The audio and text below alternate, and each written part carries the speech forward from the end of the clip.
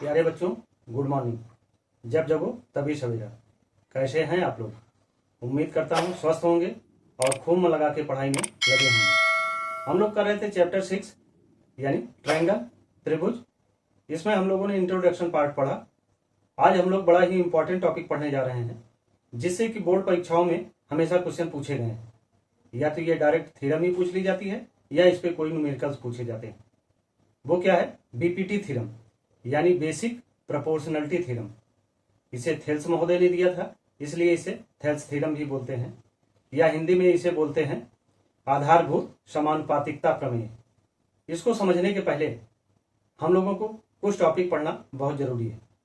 इसके पहले के जो लेक्चर वीडियो मैंने दिए हुए हैं, जिन लोगों ने नहीं देखे हैं उसे जरूर देख लें, क्योंकि उसमें हम लोगों ने कांग्रुएंट फिगर यानी सर्वांग आकृति और सिमिलर फिगर यानी समरूप आकृति के बारे में विस्तृत अध्ययन किया है। कांग्रुएंट फिगर क्या है या सिमिलर फिगर क्या है? कांग्रुएंट फिगर को हम मान सकते हैं दो जुड़वा भाइयों की कहानी है, जिनके की सभी अंग समान हैं। उनकी लंबाई, उनकी मोटाई, उनके हाथ, पैर, नाक, नक्श सभी जो हैं समान हैं। तो ऐसे कांग्रुएंट फिगर में जो भी कांग्रुएंट ट्रायंगल होंगे यानी सर्वांग त्रिभुज होंगे, वो भी उनके सारे अंग समान होंगे। ट्रायंगल्स के कितने ऑर्गन होते हैं? टू, एंगल एंड साइड यानी कोण और भुजाएं। जिन किन्हीं भी दो त्रिभुजों में उनके कोण बराबर हों और उनके भुजाएं भी बराबर हों, उनकी साइड्स भी इक्वल हों, ऐसे दोनों ट्रायंगल क्या होंगे? वो कांग्रुएंट ट्रायंगल होंगे। सिमिलर फिगर यानी समरूप आकृति के उदाहरण के रूप में हम लोग पिता और पुत्र को देख सकते हैं। ऐसा पुत्र जो कि हूबहू पूरी तरीके से पिता पे गया हो, यानी शेप जो है सेम है, आकृति समान है, बट साइज जो है, माप जो है वो अलग है।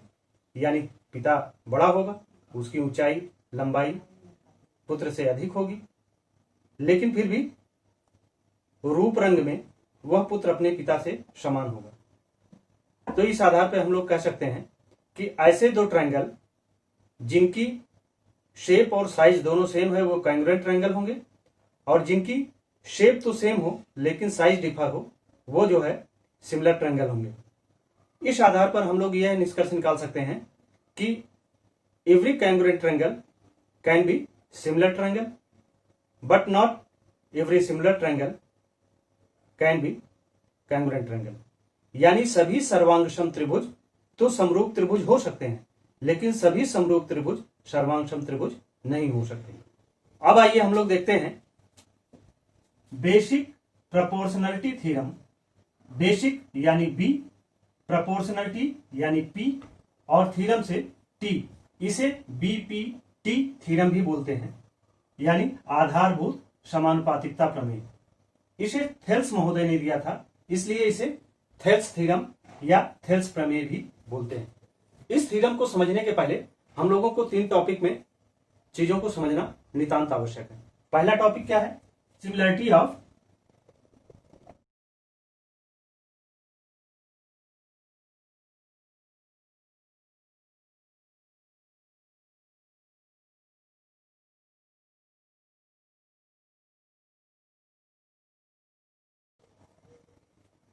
तो यानी बेसिक प्रोपोर्शनलिटी थ्योरम को जानने के पहले हमें तीन टॉपिक में चीजों को समझना है।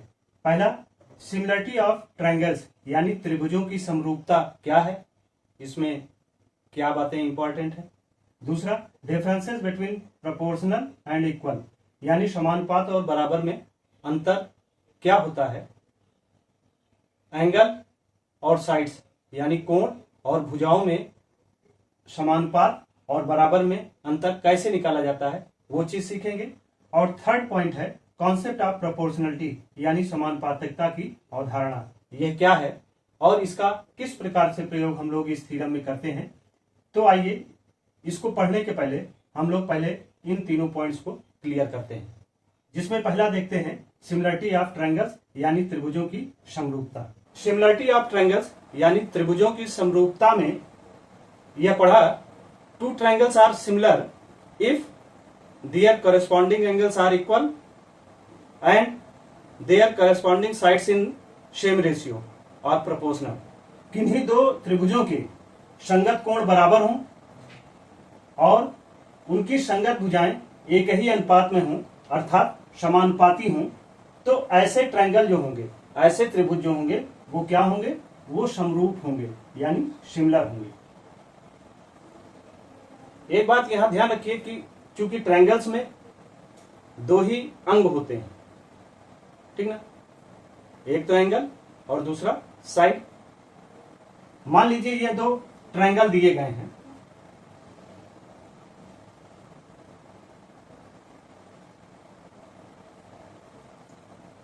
एक ट्रायंगल बड़ा है और दूसरा ट्रायंगल क्या है, वो छोटा है।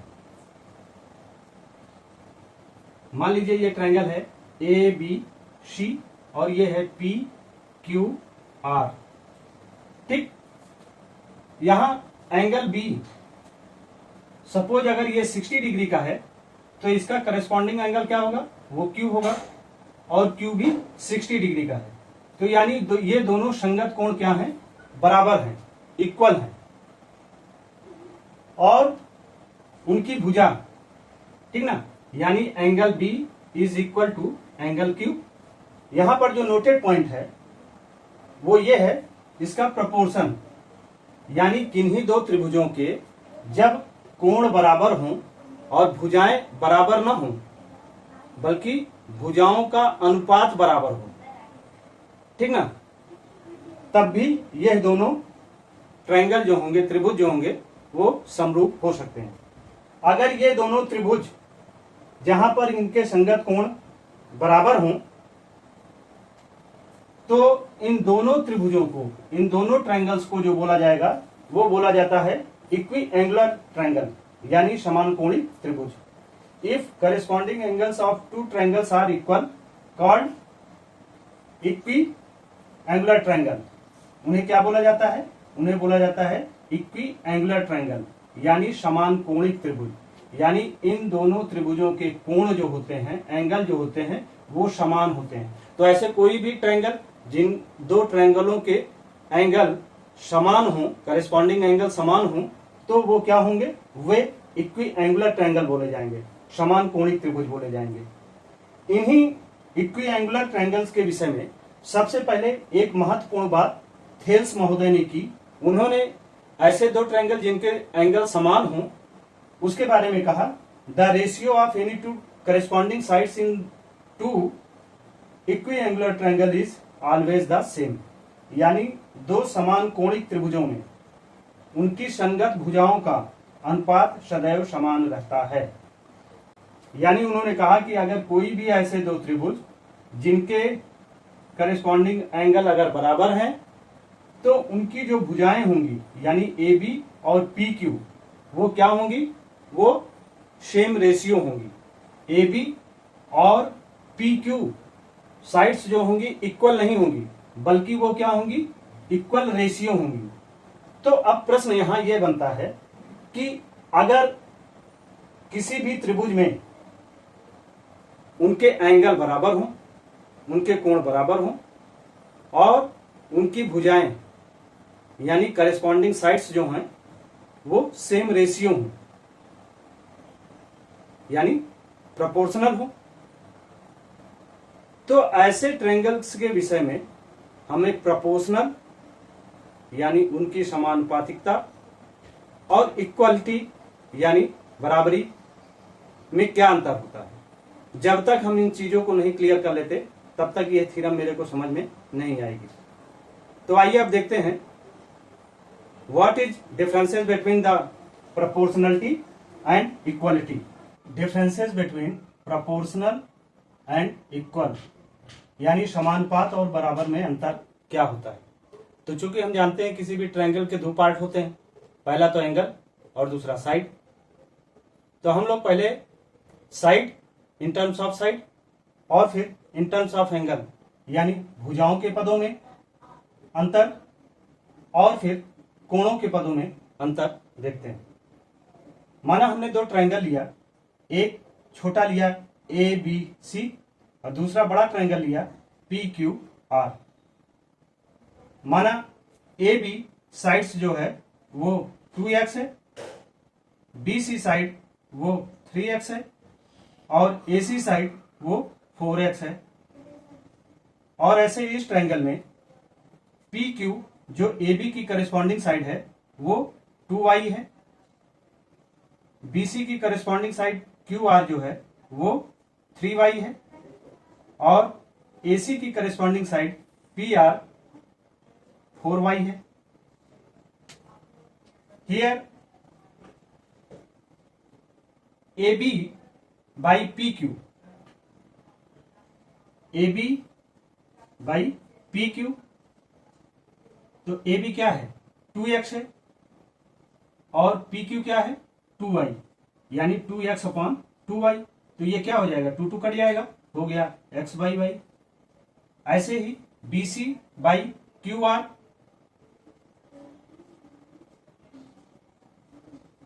ये हो जाएगा 3x अपॉन 3y, तो इसमें भी 3 कट जाएगा, क्या हो जाएगा x बाई वाई।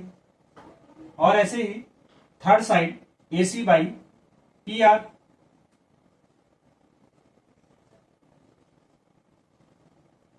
हो जाएगा क्या 4x बाई 4y,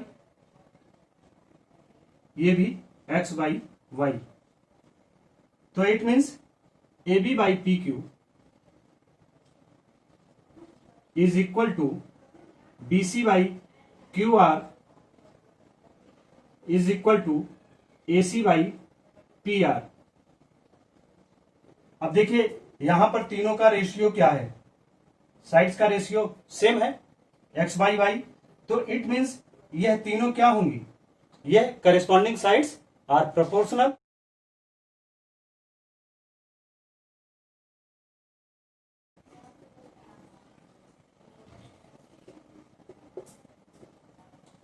ठीक, तो यानी किन्हीं दो ट्रायंगल के साइड्स जो हैं अगर वो समान अनुपात में हैं तो ऐसे दो ट्रायंगल क्या बोले जाएंगे, वो प्रोपोर्शनल होंगे।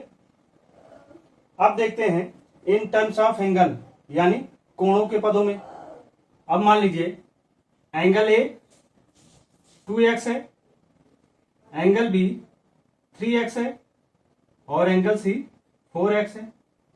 और ऐसे ही ट्रायंगल पी क्यू आर में एंगल पी ए का करस्पॉन्डिंग है तो वो 2y है, बी का करस्पॉन्डिंग एंगल क्यू है तो वो 3y है, और सी का करस्पॉन्डिंग एंगल आर है वो 4y है। तो here angle A by angle P is equal to 2x by 2y, यानी x बाई वाई। ऐसे ही angle B by angle Q 3x by 3y, यानी x बाई वाई। और angle C by angle R, यानी 4x by 4y, यानी x by Y.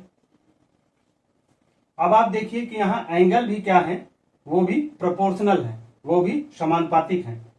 सभी corresponding angle का proportion x by Y x by Y x by Y ही हमें मिलता है। तो लिख सकते हैं वैसे ही करस्पॉन्डिंग एंगल्स आर प्रोपोर्शनल।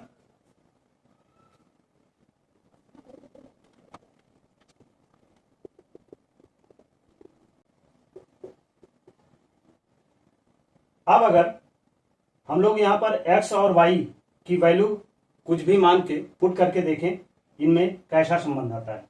मान लीजिए suppose x equal to 2 and y equal to 3, तो ये 2x है, यानी 2 इंटू 2 इक्वल टू क्या हो जाएगा 4। फिर ये 3x है, यानी 2 इंटू 3 6, और ये 4x है, यानी 2 इंटू 4 इक्वल टू 8। ऐसे ही y की वैल्यू अगर पुट करते हैं तो ये क्या हो जाएगा 2 इंटू 3, 2 3 जा 6, 3 इंटू 3 इक्वल टू 9 और फिर 4 इंटू 3 इक्वल टू 12। तो आप देखिए एक्स और वाई में जो रेशियो मिल रहा है 4/6, 6/9 और 8/12। क्या मिल रहा है? 4/6, 6/9 और 8/12। यानी 2 2 जा 4, 2 3 जा 6, 2/3, 3 2 जा 6, 3 3 जा 9, 2/3, 2 4 2 जा 8 और 4 3 जा 12। यानी यहां पर जो रेशियो मिल रहा है देख रहे हैं 2/3, 2/3 और 2/3, इनका रेशियो जो मिल रहा है वो क्या है? सेम है। इसी के आधार पर हम लोगों ने ये कहा था करेस्पॉन्डिंग साइड्स आर प्रोपोर्शनल, संगत भुजाएं समानुपातिक हैं। ऐसे ही यहां पर अगर हम एक्स और वाई की वैल्यू निकालना चाहें, हम जानते हैं कि किसी भी ट्रायंगल के इंटीरियर एंगल का एडिशन जो होता है वो क्या होता है? 180 डिग्री। यानी angle A, angle B, angle C को अगर हम जोड़ते हैं तो उसका सम कितना होना चाहिए? 180 डिग्री। अब एंगल ए की वैल्यू, एंगल बी और एंगल सी की वैल्यू हम लोग पुट करेंगे तो हमें एक्स की वैल्यू मालूम चल सकती है। ए इक्वल टू क्या है? 2x plus 3x plus 4x equal to 180 degree. तो 3 2 5 और 4 9, तो ये हो गया 9x equal to 180 degree. Then x की वैल्यू क्या आ गई? 180/9, तो x की वैल्यू आ गई 20 डिग्री। तो इस आधार पर एंगल ए 2x है, यानी 2 इंटू 20 डिग्री इक्वल टू कितना आ जाएगा? 40 डिग्री। एंगल बी 3x है, यानी 3 इंटू 20 डिग्री, 3 2 जा 6 यानी 60 डिग्री। और एंगल सी 4x है, यानी 4 into 20 degree equal to 80 degree.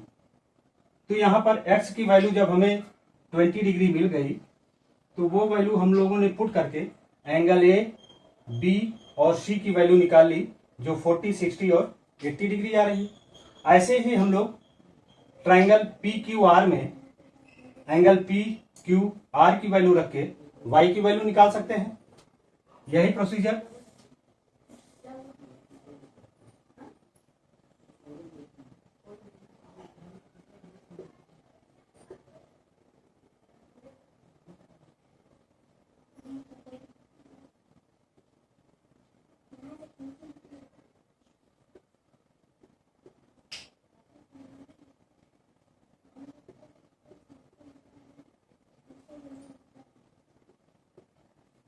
यही y की वैल्यू 20 जब हम एंगल P की वैल्यू निकालने के लिए रखेंगे तो वहां भी क्या हो जाएगा?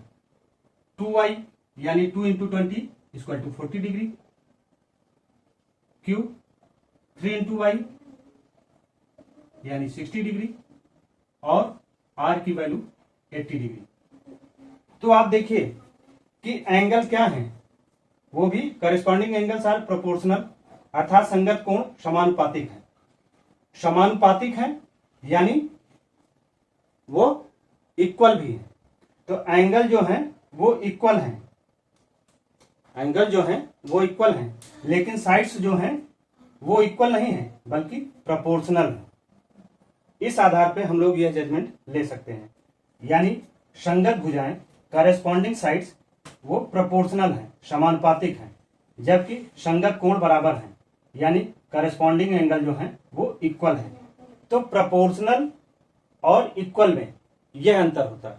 यानी कहने का आशय यह है कि जब संगत भुजाएं समानुपातिक होंगी तो इसका अर्थ ये नहीं होगा कि करेस्पॉन्डिंग साइड्स जो हैं वो इक्वल हैं, बल्कि करेस्पॉन्डिंग साइड्स प्रोपोर्शनल हैं। और जब संगत कोण यानी करेस्पॉन्डिंग एंगल प्रोपोर्शनल होंगे तो इसका आशय यह है कि करेस्पॉन्डिंग एंगल जो है वो इक्वल है। तो यानी संगत भुजाएं सदैव समानुपातिक होंगी और संगत कोण समानुपातिक हैं तो हमेशा वो बराबर होंगे। यही डिफरेंस जो है प्रोपोर्शनल और इक्वल में होता है। इसी के आधार पर हम लोग किन्हीं भी दो ट्रायंगल्स को सिमिलर प्रूव करते हैं। किससे? पहला साइड साइड साइड, ठीक। जब किसी भी ट्रायंगल की तीनों साइड्स आपस में इक्वल होंगी तो क्या होगा, ये दोनों ट्रायंगल क्या होंगे, सिमिलर होंगे।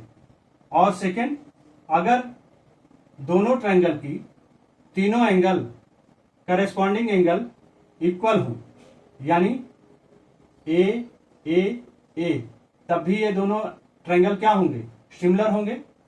और थर्ड कंडीशन वो बनती है साइड एंगल साइड, ऐसे एस। यही तीन कंडीशन ऐसी हैं जिनमें यह दोनों ट्रायंगल क्या होंगे, आपस में सिमिलर होंगे। अब इसी प्रोपोर्शनल के आधार पर कॉन्सेप्ट ऑफ प्रोपोर्शनलिटी यानी समानुपातिकता की अवधारणा को समझने का प्रयास करते हैं। जैसे ट्रायंगल एबीसी में यदि triangle B triangle P Q R के करेस्पॉन्डिंग ट्रायंगल क्यू के इक्वल हो, angle B is equal to corresponding angle Q, तो क्या होगा, side A B corresponding side P Q equal होंगे। दोनों में ये साइड तो नहीं इक्वल है, लेकिन इन साइड्स का रेशियो इक्वल है। वैसे ही अगर किसी एक ट्रायंगल को लेते हैं, मान लीजिए ये ट्रायंगल ए बी सी है,